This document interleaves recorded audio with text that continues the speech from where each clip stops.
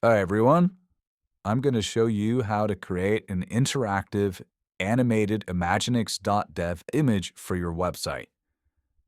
Imagenix.Dev allows you to bring your products, portfolio projects, and much more to life by showcasing subcomponents of your images in detail. To create an Imagenix.Dev image, simply head over to the editor and start creating interactive, detail-rich images for free.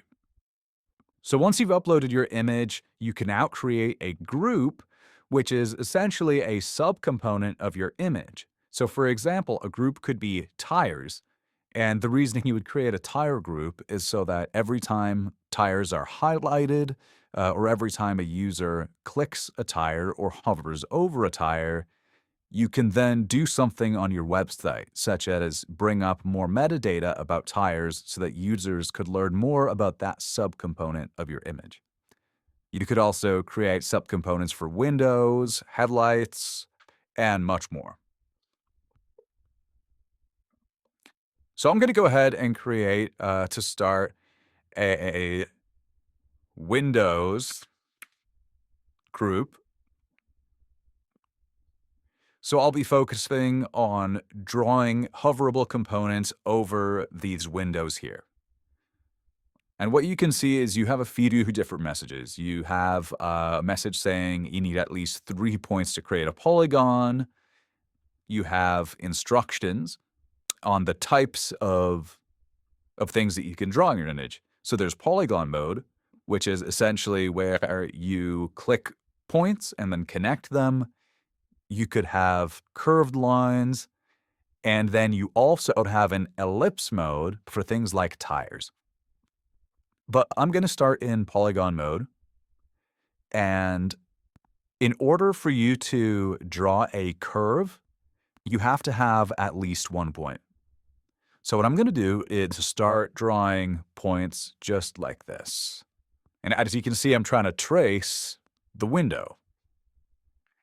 So I'm going to switch over to curved mode now because I'm going to start tracing the top curve of the window.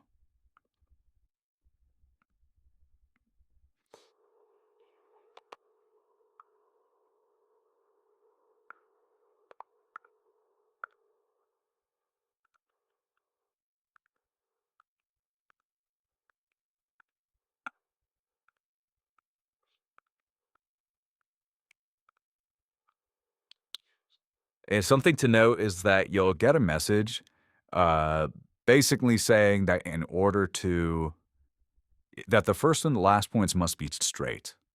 So what that means is that I can't complete this image in curve mode. So I'm going to go back to straight mode.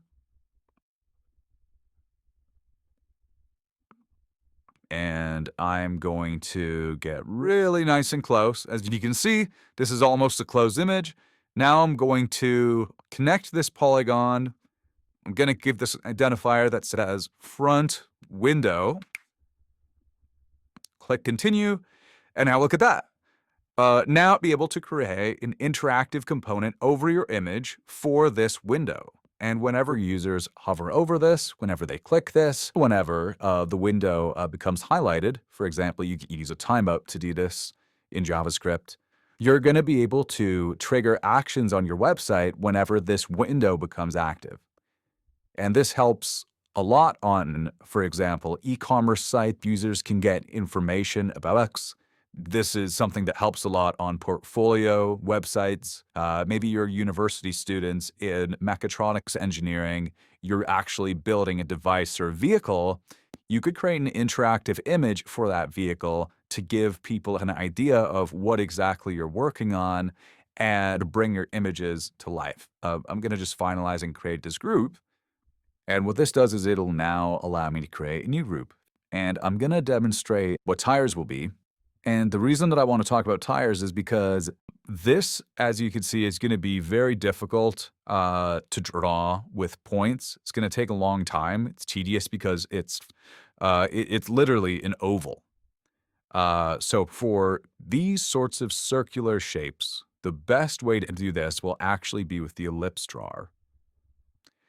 And The way that this will work is you first can just click and drag your mouse. This will let you create a circular shape. And now you can drag this over your tires.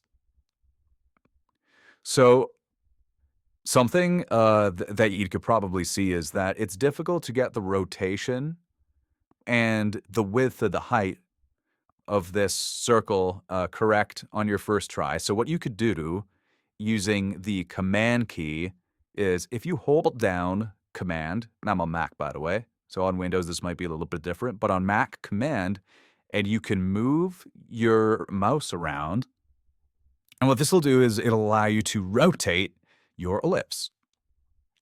With the shift key, you could make it larger or smaller. So it's very easy to resize. So what I'm going to do is I'm going to make this a little bit smaller, a little bit thinner. I'm going to give it some rotation. And that is, maybe I'll just make it a little bit taller. There we go. So now I have a pretty good fit for my tire at the back. And I am going to do one more over here with this tire. I'm going to make this a little bit bigger. Rotate just a little bit. And there we go. We have our tires done. So now that I've finished drawing tires, this is my final group. I'm all done. I'm ready to save my work and display this on my website. So I'm going to scroll down to Export Interactive Image. And as you can see, you now have this JSON object that has all of the information you need in order to display what we have currently drawn on our website as an interactive Imagenix image. And now that we have this JSON object, you could actually see instructions on the website on how to use this JSON object in your code. And what this will let you do is actually create interactive images that will allow users of your website to get more information about portfolio projects, products, demos, and much more.